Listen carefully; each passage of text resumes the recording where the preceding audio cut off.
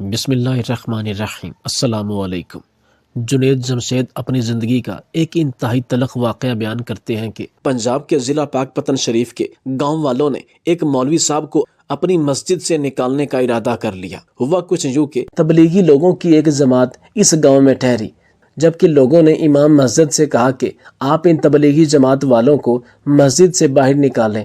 اس امام مسجد نے کہا کہ یہ ہمارا نقصان تو کر نہیں رہے، ویسے بھی 2-4 دنوں کی بات ہے، یہ لوگ چلے جائیں گے۔ مختصر یہ کہ اس نے گاؤں والوں کی بات نہ مانی۔ 3 دن بعد جب تبلیغی جماعت والے چلے گئے تو نہ جانے کس وجہ سے اس مولوی صاحب نے اپنی پہلی بیوی کو طلاق دے کر دوسری بیوی سے شادی کر لی اور بیوی سے مجبور ہو کر 2 دنوں کے لیے اپنے سسرال چلا گیا۔ جب واپس آیا تو گاؤں والوں نے ان سے کہہ دیا کہ آپ 2 دنوں کے اندر اپنا بندوبست کر لیں، کیونکہ ہم نے اب اس مسجد کے لیے نئے امام صاحب کا بندوبست کر لیا ہے۔ مولوی صاحب نے وجہ پوچھی تو گاؤں والوں کے بزرگ جو ہر نماز میں اکثر حاضر ہوتے تھے، انہوں نے ٹال مٹول سے کام لیا اور کہا کہ بس اب ہم نے نئے امام صاحب سے بات کر لی ہے، لہٰذا آپ 2-3 دنوں کے اندر مسجد اور مکان خالی کر کے چلے جائیں۔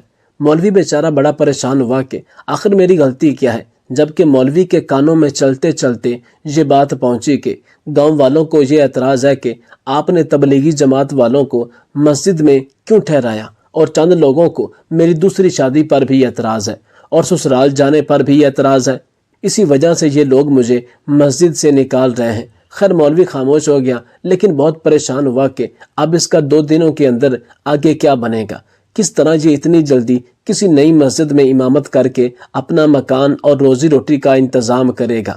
مولوی صاحب کی دوسری شادی کی ساری خوشیاں ماند پڑ گئیں۔ مولوی صاحب نے گاؤں والوں کے بڑوں سے بات کی کہ مجھے اس مسجد سے نہ نکالیں، اگر کوئی بات ہے یا میری کوئی غلطی ہے تو آپ مجھے بتا دیں، لیکن گاؤں والوں نے آخری جواب یہی دیا کہ آپ بس 2 دنوں کے اندر مکان اور مسجد چھوڑ کر جا سکتے ہیں۔ مولوی صاحب پر ڈپریشن کا شدید حملہ ہوا۔ اس پریشانی کے عالم میں مولوی صاحب کو کچھ نہ سوچا سوائے اپنے رب کو پکارنے کے۔ وہ درد بھری آواز میں گڑ گڑا کر دعائیں مانگ رہا تھا، یا رب، میں اس دنیا کا گھٹیا ترین انسان ہوں، میں تو انسان کہلانے کے قابل بھی نہیں، میں خطا کار ہوں، جرم وار ہوں، مجھے معاف فرما، میں بے شرم انسان ہوں، میں تیرا مجرم ہوں، یا رب مجھے اس گناہ کی سزا نہ دے جو میں نے کیا ہی نہیں۔ مجمع میں موجود سینکڑوں لوگوں نے حد سے اونچی آواز میں تنزیہ طور پر کہا آمین۔ مولوی صاحب نے پھر کہا یا رب میں بڑا ہی پاپی انسان ہوں۔ مجمع میں موجود لوگوں نے کمینگی سی مسکراہٹ کے ساتھ پھر زوردار آواز میں کہا بالکل ایسا ہی ہے۔ مولوی صاحب کا ترو نکل گیا اور اس قدر پریشان ہوا کہ اس کا ڈپریشن ختم ہو گیا۔ مولوی صاحب کو معلوم تھا کہ آج میں اس مسجد میں آخری جمعہ پڑھا رہا ہوں اور میرا اس مسجد میں آخری دن ہے، اور گاؤں کے تمام مرد مسجد میں موجود تھے۔ مولوی کو پتہ نہیں کیا سوجھی، مولوی صاحب نے کہا یا اللہ، راجہ صاحب کے دمبے کی قربانی قبول فرما اور اس کا ثواب دمبے کے اصل مالک کو عطا فرما جس کا دمبا راجہ صاحب نے چوری کیا۔ اب ایک آمین کام ہو گیا اور راجہ صاحب اٹھ کر چلے گئے۔ مولوی صاحب نے پھر کہا یا اللہ، ملک صاحب جو شادی شدہ عورت کو بھگا کر لے گئے تھے وہ بھی 3 بچوں سمیت ان کو معاف فرما۔ ایک اور آمین کام ہوا اور ملک صاحب بھی مولوی صاحب کو غصے سے دیکھتے ہوئے وہاں سے اٹھ کر چلے گئے۔ مولوی صاحب نے پھر باواضح بلند کہا یا اللہ، اس بٹ صاحب کو ذرا دیکھیں، چہرے سے ہی لگ رہا ہے کہ ہفتے بھر سے کچھ نہیں کھایا۔ یا اللہ، ان کو وہ 20 کنال زمین معاف فرما جو اپنی بیوہ بہن کی دبا کر بیٹھے ہیں، اور بیچاری بہن پھٹے پرانے کپڑوں کے ساتھ لوگوں کے گھروں میں کام کرتی ہے۔ مولوی صاحب کے یہ الفاظ سنتے ہی بٹ بہت غصے میں آیا، لیکن کچھ کر تو سکتا نہیں تھا، اس لیے انتہائی خاموشی سے اٹھ کر وہاں سے چلا گیا۔ ایک اور آمین کی کمی ہوئی اور بٹ صاحب منہ چھپائے مجمع سے اٹھ کر چلے گئے۔ مولوی صاحب نے پھر اونچی آواز میں کہا یا اللہ، یہ جو حاجی صاحب ہیں یہ صبح مسجد میں اذان دیتے ہیں، ٹھنڈے پانی سے وضو کرتے ہیں، ان کی اذان بھی قبول فرما، اور عصر نماز کے بعد جب دوسروں کی فصل کاٹ کر اپنے مویشیوں کو ڈالتے ہیں اور اسی وضو میں پھر مغرب کی نماز ادا کرتے ہیں، یا اللہ اتنا مضبوط وضو قبول فرما۔ حاجی صاحب نے اپنی دھوتی سنبھالی اور منہ چھپاتے ہوئے روانہ ہوئے۔ ابھی مولوی صاحب کہہ ہی رہے تھے کہ یا اللہ، اس کے بعد یہ جو دودھ فجر کے بعد دوتے ہیں، اس 5 کلو دودھ میں یہ جو 4 کلو پانی ملاتے ہیں، یا اللہ اس میں بھی برکت ڈال دے۔ اور اس طرح ایک اور آمین کی کمی ہوئی۔ لوگ مولوی صاحب کو بغور دیکھے جا رہے تھے کہ آج مولوی صاحب کو آخر ہوا کیا ہے۔ مولوی صاحب نے پھر کہا، یا اللہ فیروز خان کی تراویح قبول فرما اور اس تراویح کے صدقے ان کے روزے نہ رکھنا معاف فرما۔ اس طرح جن لوگوں کو فیروز صاحب کے اس عمل کا نہیں پتا تھا، ان کو بھی معلوم ہو گیا۔ ایک اور آمین میں کمی ہوئی، یا اللہ رانا انور صاحب کو گلے کے کینسر سے محفوظ رکھ، جو لوگوں کی گائے بھینسوں کو آٹے میں سوئیاں کھلاتا ہے اور بھوکے پیاسے جانور تڑپ تڑپ کر مر جاتے ہیں۔ ایک اور آمین کی کمی ہو گئی، یا اللہ لیاقت چودھری کو مثانے کے کینسر سے نجات عطا فرما، جو ہر اس گائے بھینس کے چھری سے تھن کاٹ دیتا ہے جو غلطی سے اس کی فصل میں چلی جائے۔ یا اللہ اس کے اس عمل کو بھی معاف فرما۔ جب ایک دفعہ تو اس نے ایک بیوہ کی بھینس کے تھن کاٹ ڈالے جو اس کے بچوں کو پالنے کا واحد سہارا تھا۔ بیوہ نے اپنی بھینس کسائی کو فروخت کر دی۔ کسائی نے بھینس کو ذبح کیا مگر اس کا گوشت کوئی نہیں خرید پا رہا تھا۔ چند دن بعد چودھری لیاقت کے بیٹے کی شادی ہوئی تو کسائی نے ان کو سستے داموں گوشت فروخت کر دیا۔ دعوت پر بلائے مہمانوں نے جب گوشت کھایا تو سب لوگوں کی طبیعت بگڑ گئی اور چودھری کی بیوی جان سے ہاتھ دھو بیٹھی۔ مولوی صاحب کے یہ الفاظ سنتے ہی چودھری صاحب بھی میدان چھوڑ گئے اور مسجد میں سناٹا چھا گیا۔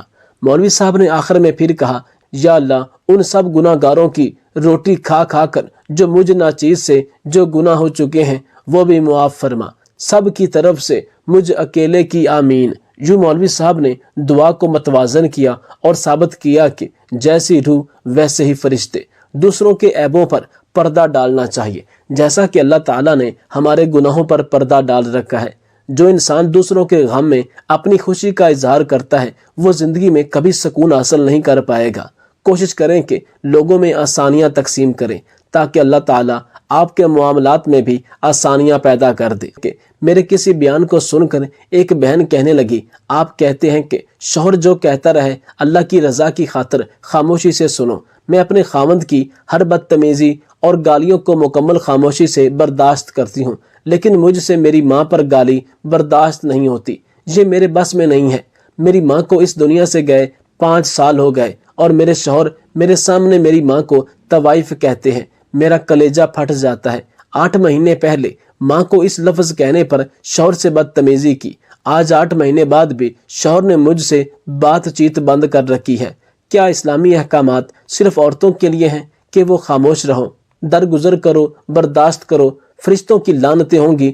شوہر سے کوئی پوچھ گچھ نہیں ہوگی کیا؟ سارے عذاب صرف بیویوں کے لیے ہیں؟ واللہ بہن کی ان باتوں نے میری آنکھیں نم کر ڈالی۔ مزید کہنے لگی کہ میرے خامد کو میری ماں سے یہ گلہ ہے کہ بڑے داماد کو جہیز میں بائک دے دی، مجھے نہیں دی۔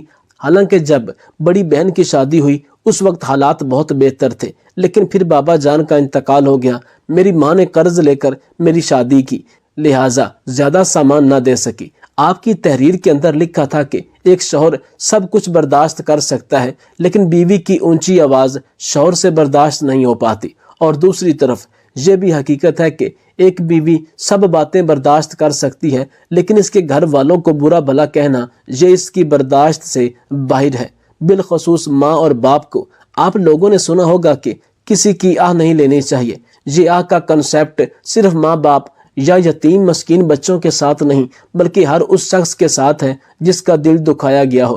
اس کے اندر محرم، غیر محرم، تمام رشتہ دار، دوست احباب، تمام دنیا کے لوگ شامل ہیں۔ جی یہ فلاں شخص نمازی ہے، جواب ملے گا منہ پر مارو اس کی نمازیں۔ جی یہ حاجی صاحب ہے، یہ روزے دار ہے، یہ تہجد گزار ہے، مگر سارے اعمال کالے کپڑے میں لپیٹ کر منہ پر مار دیے جائیں گے۔ جواب ملے گا کہ پہلے اس شخص سے معافی لے کر آئے جس کا دنیا میں تم نے دل دکھایا تھا، جو آنکھ دنیا میں تمہاری وجہ سے روئی تھی۔ ذرا ایک بار سوچ لیں کہ اگر بیوی نے وہاں معاف کرنے سے انکار کر دیا تو ہمارا کیا ہوگا؟ وہ اپنا گھر چھوڑ کر آئی، صبح کا ناشتہ، دوپہر کا کھانا، رات کا کھانا اس کی ذمہ داری، کپڑے دھونا، استری کرنا اس کی ذمہ داری، گھر کی صفائی، جھاڑو پونچھا لگانا اس کی ذمہ داری، بچے سنبھالنا، بچوں کی پرورش اس کی ذمہ داری، ساس کا یہ کام، سسر کا وہ کام کرے، حالانکہ کچھ بھی اس کے ذمہ نہیں۔ مجھے چھوڑیں، آپ کی کیا رائے ہے؟ اس بارے میں دنیا کے کسی بڑے عالم سے پوچھ لیں کہ ان میں کوئی کام اس کے ذمہ نہیں سوائے بچوں کی پرورش کے، وہ انکار کر دے تو اس پر کوئی گناہ نہیں، لیکن وہ سب کرتی ہے۔ اس کے باوجود اسے گالیوں سے نوازنا، اس کے گھر والوں کو گالیاں دینا، سب کے سامنے اس کی تذلیل کرنا کہاں کی عقل مندی ہے؟ اسے گالیاں نہ دو، بدسلوکی نہ کرو، اسے سینے سے لگاؤ، تم اللہ کے بندے ہو، وہ بھی اللہ ہی کی بندی ہے اور اللہ سب دیکھ رہا ہے۔ مولانا صاحب کا ایک جملہ جو وہ اکثر اپنے بیانات میں فرماتے ہیں کہ اگر حقوق نہیں دے سکتے تو نہ دو، پھر روزے رکھو، نمازیں پڑھو، لیکن کسی کی بچی کی زندگی برباد مت کرو۔ شوہر تو محافظ ہوتا ہے، پھر جب محافظ ہی بیویوں کو گالیاں دینا شروع کر دے تو پھر اس گھر کی خیر نہیں۔ رشتوں میں ایک دوسرے کا احترام بہت معنی رکھتا ہے۔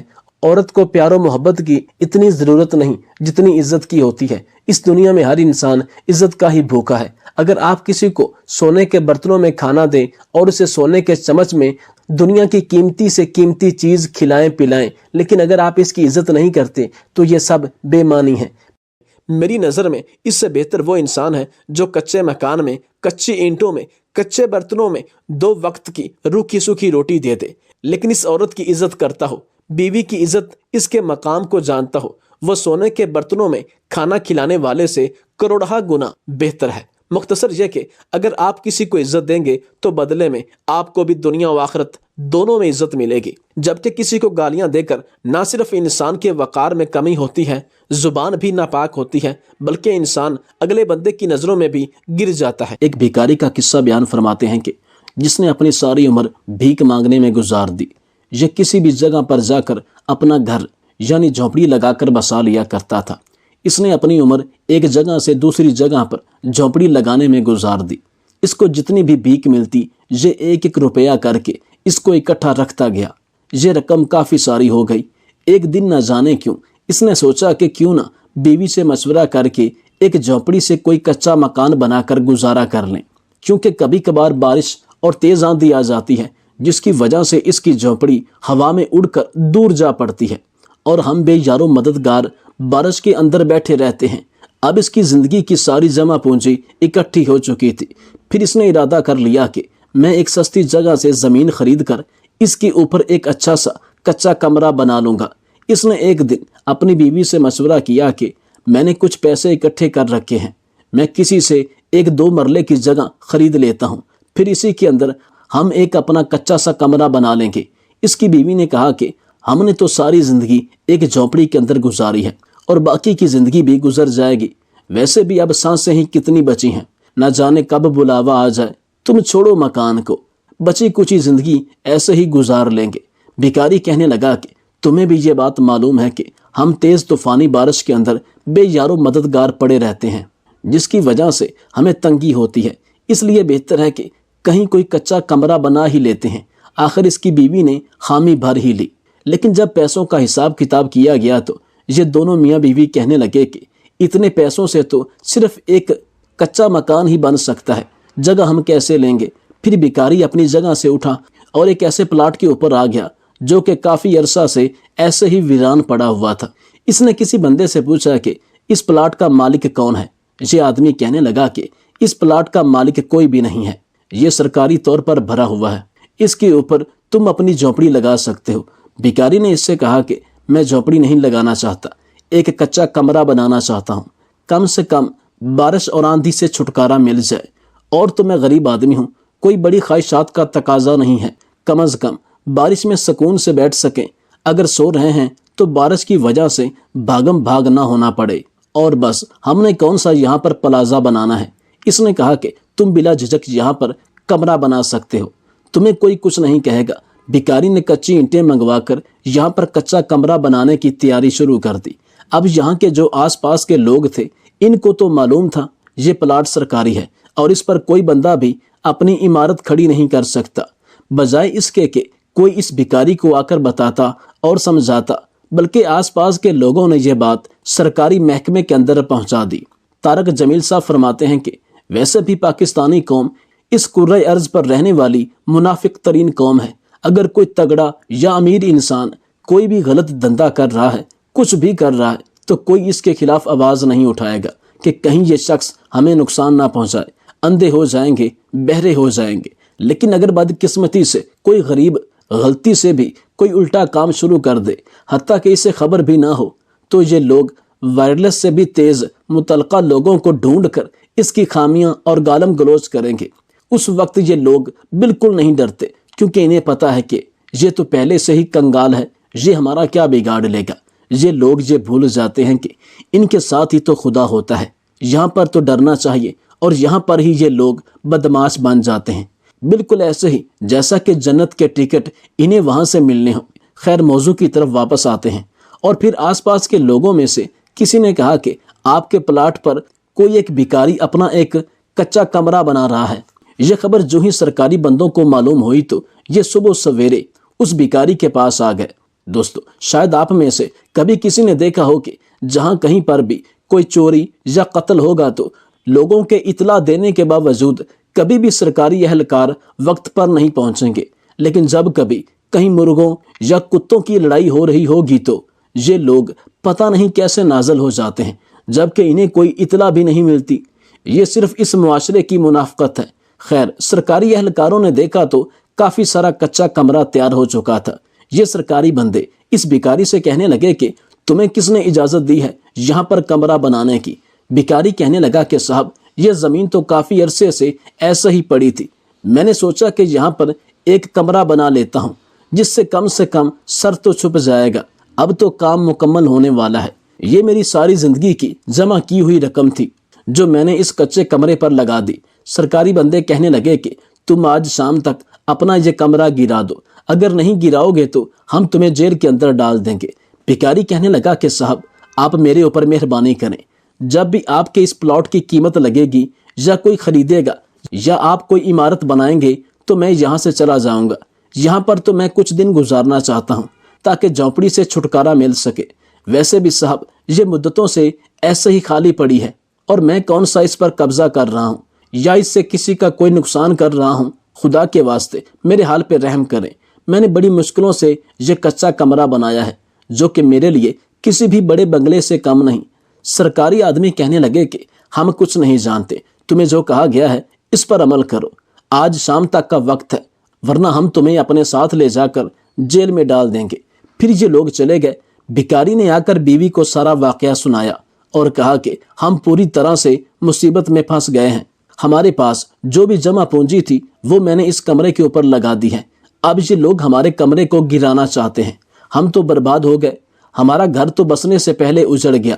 حالانکہ میں نے تو کبھی بھی زندگی میں کسی کے ساتھ کوئی زیادتی نہیں کی، مگر پھر بھی یہ بھکاری سوالیہ آنکھوں کے ساتھ آسمان کی طرف دیکھنے لگا۔ پھر اپنی بیوی سے کہنے لگا کہ تم ہی بتاؤ میں کیا کروں۔ اس کی بیوی نے اپنے شوہر کو مشورہ دیتے ہوئے کہا کہ تم ایک کام کرو، ان لوگوں کو صبح سویرے ہی سرکاری دفتر میں جا کر ملنا، کیا پتا یہ تمہاری بات سن لیں۔ جیسے صبح ہوئی، اس نے بیوی کا مشورہ مانا اور ان کے دفتر چلا آیا۔ یہاں پر آ کر اس نے ہر ایک کو اکیلے ملنا شروع کر دیا۔ کافی منتیں کرنے کے بعد دو بندوں نے تو حامی بھر لی کہ تم اپنا کمرہ یہاں پر بنا سکتے ہو، پر ان میں سے ایک نے تو صاف کہا کہ تم مجھے پیسے کھلاؤ تب جا کر تم وہاں پر اپنا کمرہ بنا سکتے ہو، ورنہ میں تمہیں وہاں پر کمرہ نہیں بنانے دوں گا۔ بھکاری نے کہا کہ صاحب، میرے پاس جتنی بھی رقم تھی میں وہ اس کمرے کے اوپر لگا چکا ہوں، مہربانی کر کے مجھ پر رحم کریں۔ سرکاری بندے یعنی اس بڑے افسر نے بھکاری سے کہا کہ تم مجھے 5,000 لا کر دو، تب جا کر یہاں پر کمرہ بنا سکتے ہو، ورنہ میں تمہیں ایسے فری میں کمرہ نہیں بنانے دوں گا۔ اور ہاں، میں یہاں کا سب سے بڑا افسر ہوں، میری اجازت کے بغیر تم کچھ بھی کر لو، اپنا کمرہ یہاں نہیں بنا سکو گے۔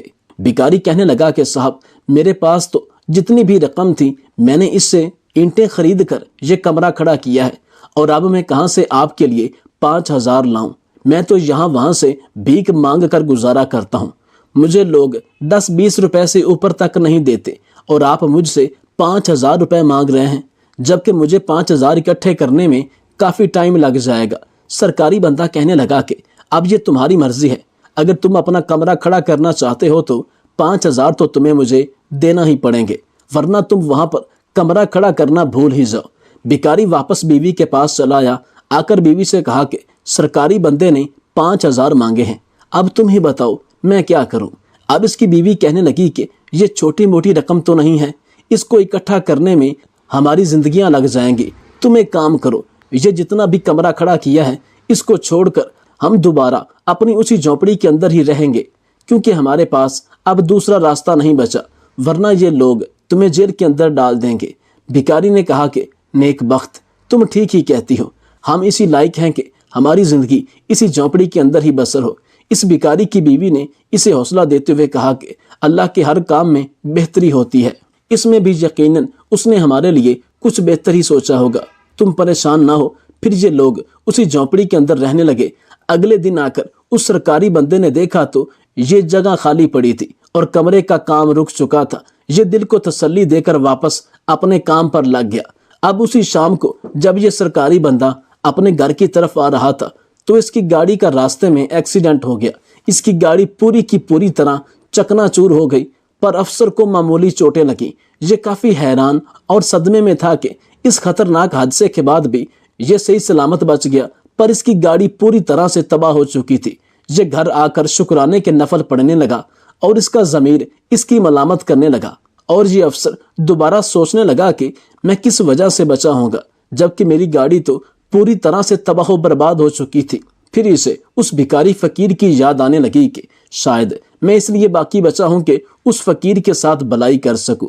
جیسے ہی صبح ہوئی تو یہ فقیر کی جھونپڑی کو ڈھونڈتا ہوا اپنے گھر سے چل پڑا۔ یہاں پر آ کر یہ دور دور تک فقیر کو ڈھونڈتا رہا تو اسے ایک جگہ پر فقیر کی جھونپڑی مل گئی۔ یہاں پر آ کر اس نے فقیر سے کہا کہ میرا رات کو ایک خطرناک ایکسیڈنٹ ہوا تھا جس کی وجہ سے میں مر کر بچا ہوں۔ اب مجھے نہیں پتا کہ میں کس وجہ سے باقی بچا ہوں۔ آپ لوگوں کو میں اب یہ کمرہ اور اس کے ساتھ ہی 4 دیواری وہ بھی پکی اینٹوں سے بنا کر دوں گا۔ اب آپ لوگ یہاں پرسکون سے رہ سکتے ہیں۔ بھکاری اور اس کی بیوی نے جیسے یہ بات سنی تو یہ اس بندے کو دعائیں دینے لگے۔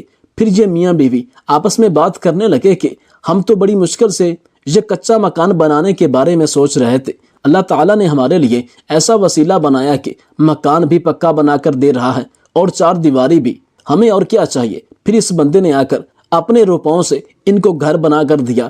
اس کے بعد بھکاری اور اس کی بیوی اس گھر کے اندر رہنے لگے۔